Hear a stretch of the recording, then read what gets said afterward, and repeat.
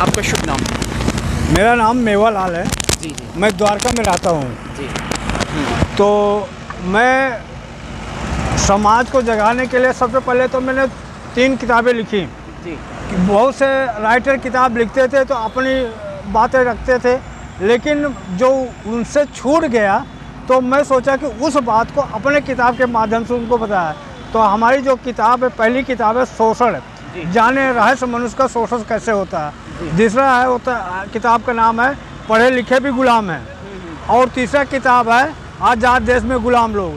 तो ये जो हमारे बहुजन समाज है उसके बारे में लिखा है। जी, आज़ाद देश के गुलाम लोग, ये कैसी किताब है, ये कैसी विचारधारा है, ये कैसे पॉसिबल है?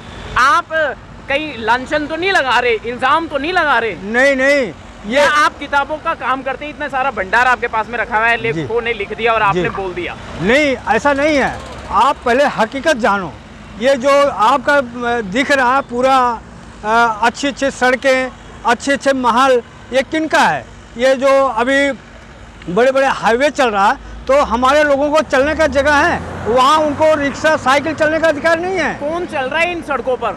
ये जो जिसके पास बड़े बड़े कार हैं और बड़े बड़े महल वाले, उनके कार चल रहे हैं। हमारे गरीबों के पास तो कार होता ही नहीं। अच्छा। वो तो साइकिल पे चलने वाला, रिक्शा पे चलने वाले हैं, ठेला लगाने वाले हैं। ट्रेन किसके लिए चल रही है इस देश में? ये ट्रेन गरीबों के लिए नहीं है। गरीबों के लिए जो चालू चलता है ना, आज वो चालू के लिए जगह नहीं है। आप स्मार्ट टाइप के चल रहे हैं ना, तो ऐसा ट्रेन चला रहे हैं कि गरीबों को उसमें जगह नहीं है। जी। तो मैं इसमें एक चीज़ और आपसे जानना चाहूँगा, जैसे आपने कहा आज़ाद भारत के गुलाम तस्वीरें, वो क्या है? गुलामी से क्या मतलब है आपका? मेरा ये मतलब ये है कि देश आज़ाद हो गया है। जब अंग्रेज यहाँ से गए तो जो सत्ता था, यहाँ के लोग जो पूंजीवादी थी, मनवादी लोग थे, उनके हाथ में सत्ता दे दिया। लेकिन जो हकीकत बाबा साहब चाहते थे, वो आज़ादी नहीं मिली है। आज़ादी नहीं मिली है? जी, अभी आज़ादी हम लोग नहीं है। बेड़ियों में जकड़ रखा है क्या? जब बेड़ियों में नहीं जकड़ रहा, जो अधिकार मिलना चाहिए, जो एक देश का रहने के लिए पूरा पुलिस डिपार्टमेंट, सारे जजेस तो ये कह रहे हैं भाई सब बढ़िया चल रहा है, कुछ नहीं हो रहा, सब बहुत शानदार चल रहा है, कोई गुंडागर्दी नहीं हो रही। देखो हमने वर्दी पहन रखी है, लोहे की बनी हुई है, खाकी वर्दी है ना, ये लोहे की बनी हुई है जी। इस पे है ना, मतलब कोई चोट चाट का असर नहीं होता। नहीं, आप ये समझो, ये जो पुलिस डिपार्टमेंट, पुलिस तंत्र पूरा ईमानदार है। मैं कह रहा हूँ, ईमानदारी होती है ना, तो गरीबों के साथ ईमानदारी नहीं दिखती। ये दिखाते जो पैसे वाले हैं ना, उनके लिए ईमानदारी है। आप जैसे ये कहना चाहते हैं पुलिस वाले बिकाऊ हैं? मैं बिकाऊ की बात है, वो न्याय नहीं करते गरीबों के साथ। गुलाम है हम, कैसे पता चलेगा? मैं बता रहा हूँ ना, जो अधिकार जो पूंजीपतियों करोड़पतियों के लिए वो अधिकार है, वो गरीब शोषित के साथ न्याय मिलता है। इसलिए कह रहा हूँ, वो लोग गुलाम है।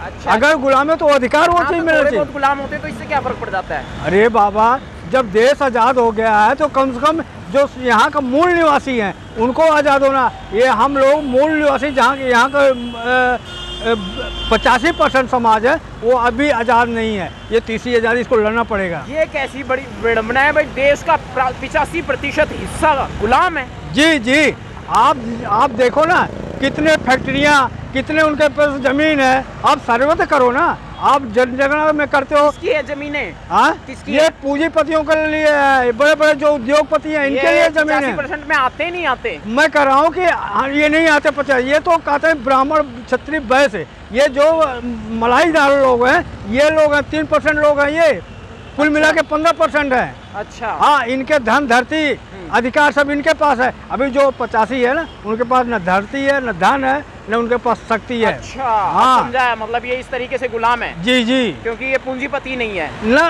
पूंजीपति अधिकार नहीं है। अगर हम गरीब भी हैं तो अधिकार तो मिलना चाहिए, जैसे उनके साथ व्यवहार होता है। क्या हमारे साथ व्यवहार होता है? एक उदाहरण आपको बताऊं, आप कहीं चले जाओ बाजार में, कहीं भी रिक्शा वाला है, लुंगी पहन रखा है, तो पुलिस होता है उसको डंडा मारता है, और जो कार वाला आता है उसको सलाम दागता है। यही डिफरेंस है आपको। अच्छा, हाँ, सही कह रहे हैं। और क्या पूछना चाहते हैं, पूछे आप। आप इतना सारा बहुजन साहित्य बेचते हैं, इसको पढ़ने के बाद में समाज में कुछ परिवर्तन आने की संभावना बनी रहती है क्या? मैं ये कह रहा हूँ कि मेरा मकसद किताब बेच के पैसा कमाना नहीं है। मेरा मकसद है कि घर घर किताब जाना चाहिए। बाबा साहब ने कहा था कि जिस घर में साहित्य नहीं है वो घर मुर्दे के समान है। जी जी।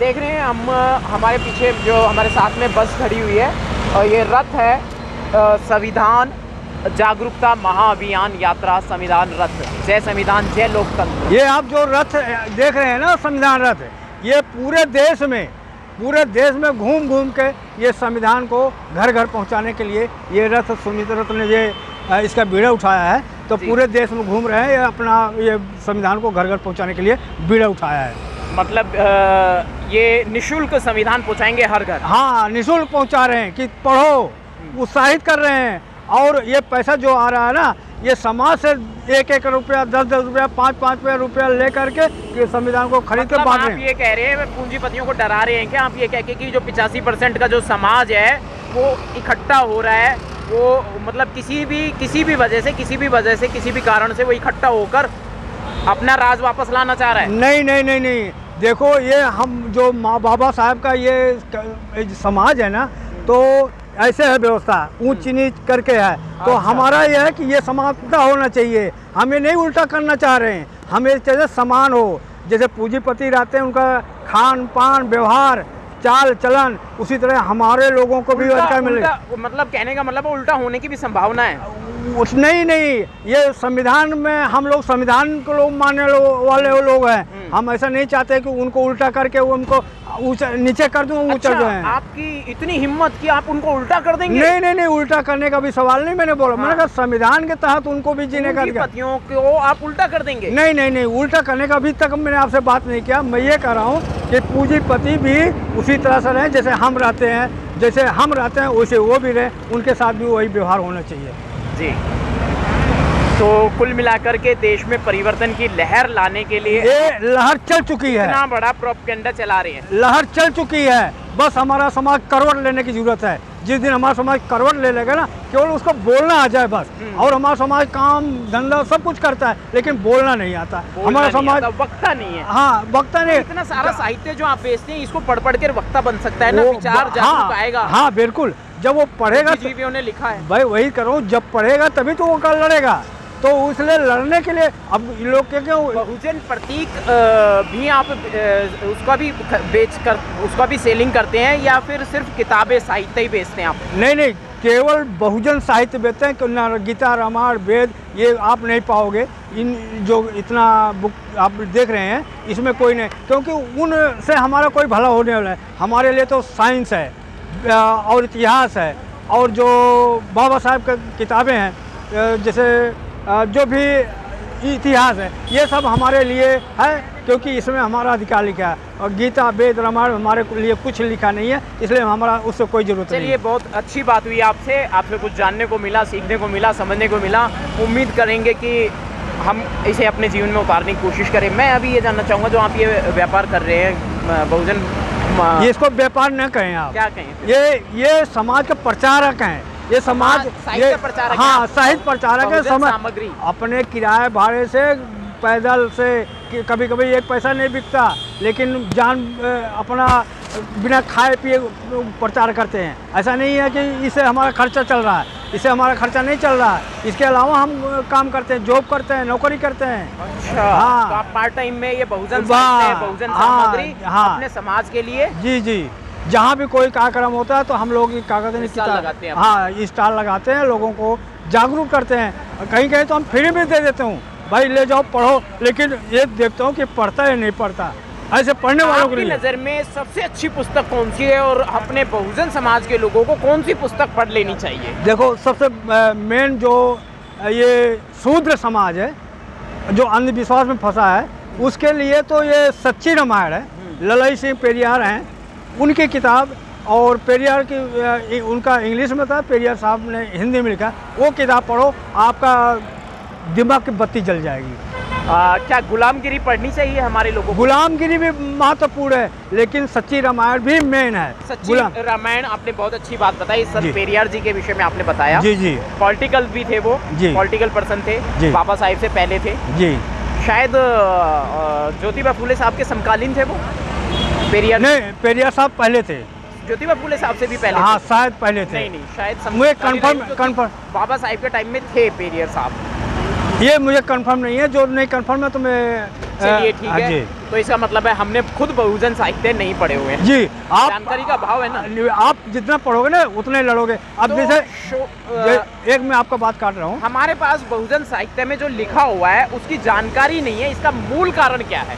क्योंकि हम लोग क्या कहते हैं टीवी में ज़्यादा ध्यान देते हैं लेकिन पढ़ते कम है। क्योंकि क्या कारण है? देखो ये मनोवैज्ञानिक प्रक्रिया है ये, कि जैसे जब आदमी ऊबता है तो टीवी देखने चले जाता है, वो सिनेमा हॉल जाता है, ये सिनेमा हॉल में ज़्यादा मनोरंजन के लिए जाता है। ये देखो अभी तक स्कूलों में हमारे बहुजन महापुरुष को पढ़ाया नहीं गया है जी। और मैं आपको बताऊं कि जब मैं स्कूल में जाता था तो गांधी की जयंती जब होती थी और नेहरू को होती थी, इंदिरा गांधी की, इनका जयकारा लगता था, लेकिन बाबा साहब का कभी नाम नहीं लिया जाता।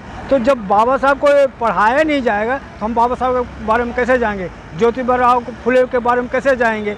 तो इस वजह कि हमारा लोगों को न जानने के कारण कि स्कूलों में भी नहीं पढ़ाया गया, इसलिए हम लोग, हमारा समाज इनके महापुरुषों के बारे में नहीं जान सका। अब तो आप खुद ही साहित्य मतलब जो है लोगों में बांट रहे हैं, तो आप तो नहीं, अब तो बहुत फर्क पड़ रहा है। आप देखोगे कि जो कितना परसेंट लोग आपसे साहित्य खरीद के ले जाते हैं? जैसे आज यहाँ आपने एक प्रोटेस्ट के दौरान यहाँ पे ये साहित्य लगाया, कितने लोग ले गए? 100, 200, 50, 60? अभी देखो अभी इंटरेस्ट कम है, अभी समाज में पढ़ने की इंटरेस्ट कम है, तो इसलिए समझ लो कि लगता है इलेक्ट्रॉनिक मीडिया ये जैसे हम एक संचार मीडिया से इलेक्ट्रॉनिक मीडिया के माध्यम से बात कर रहे हैं, आपकी बात जल्दी लोगों तक पहुंचेगी जी। ठीक है, साहित्य होना बहुत अच्छी बात है, किताबें पढ़ना बहुत अच्छी बात है, लेकिन वक्त और हालात और मनुवादी सिस्टम का कुछ ऐसा प्रोसीजर है, ऐसा प्रक्रम है कि हम किताबें पढ़ने के लिए उपयुक्त समय नहीं निकाल पाते, इतने तनावग्रस्त रहते हैं कि किताबों तक नहीं पहुंच पाते। किताबें बेशक घर में पढ़ी रही, जाके घर में रख देंगे, लेकिन उसके बाद भी नहीं पढ़ पाते जी। तो मैं इस पर कहूँगा कि क्या इलेक्ट्रॉनिक मीडिया इसको इजी बना सकता है, आसान बना सकता है? बहुत ये माध्यम है। आज जितना भी प्रचार हो रहा है, ये बड़ी बड़ी जो ये सरकारें बना रही हैं, ये इलेक्ट्रॉनिक मीडिया के सारे वो काम कर रहे हैं, बाकी कुछ उनके पास नहीं गया। आप व्हाट्सएप स्कूल सुना होगा, मनुवादी जो सिस्टम है उसका जो धर्म का, जाति धर्म का प्रोपेगेंडा है वो इससे फैला हुआ है ज़्यादा, इससे मीडिया का बहुत बड़ा हाथ है। आप देखते हैं ना, सुबह उठते ही 6 बजे ज्योतिष आ रहा है, बिल्कुल, और तंत्र मंत्र यंत्र ये आ रहे हैं, झूठी विद्याएं आ रही हैं, लोगों को ठगने का प्रोसीजर, वास्तुकला, घर पे इस कोने में आप रसोई बनाइए, नहीं तो आपको लाभ होगा, हानि होगी, तमाम किस्म के ड्रामे। अरे सर, एक मंडल अपने, उनकी फीस सुनोगे आप, 50-50, 60-60, 30-30 हज़ार रुपए उनकी फीस है झूठे ड्रामे की, जी। और लोग देते भी हैं, जाते भी हैं। तो ये जो ठग विद्या चल रही है, ये उसका बड़ा मतलब जो है प्रोसीजर है, बड़ा जोर है उसका। लेकिन जो आपका असल साहित्य, असल एक्चुअल जो कुछ है, उसका इतना जोर नहीं है। मैं आपको बता दूं, ये जो टीवी चलता है ना, ये टीवी में हमारे दुश्मन हमारे घर में घुस जाते हैं। कैसे? टीवी के माध्यम, अखबार के माध्यम से। हम अब कितना भी पढ़ाऊं, लेकिन वो बच्चे, मतलब विचारों पे हमला है, विचारों पे हमला है, दिमाग पे कब्जा बना लेते हैं। हाँ बिल्कुल, क्योंकि हमारे लोगों के पास तो टीवी नहीं है, न कागज और कुछ अखबार है, तो ये हम लोग किताब के माध्यम पढ़ा तो वो कहते हैं 10 मिनट में हमारे पढ़ा सब मिट्टी में मिला देते हैं। चलिए फिर दोबारा बात करेंगे और इसी मुद्दे पर जारी रहेगी चर्चाएं। जी। और जैसा कि आप अच्छी तरह जानते हैं, इलेक्ट्रॉनिक मीडिया, स्ट्रीम मीडिया, गोदी मीडिया, मोदी मीडिया किस तरीके से अपनी ड्यूटी निभा रहे हैं और किस तरीके से आपके दिमागों पर, आपके बीवी बच्चों के दिमागों पर और आपकी पॉकेट पर कैसे कब्जा बना लेते हैं, आपको पता भी नहीं चलता, और आप और हम सब उनके मानसिक गुलाम बने हुए। खैर, मैं तो इस गुलामी से आज़ाद हो गया हूँ सन 2016 से, क्योंकि मैं बहुजन मीडिया में सक्रिय हो गया हूँ। उसके बाद ही मुझे ये आज़ादी मिली है और बहुत अच्छी नींद आती है, बहुत अच्छा जीवन चल रहा है। जय भीम, जय भारत, जय भीम, जय भीम।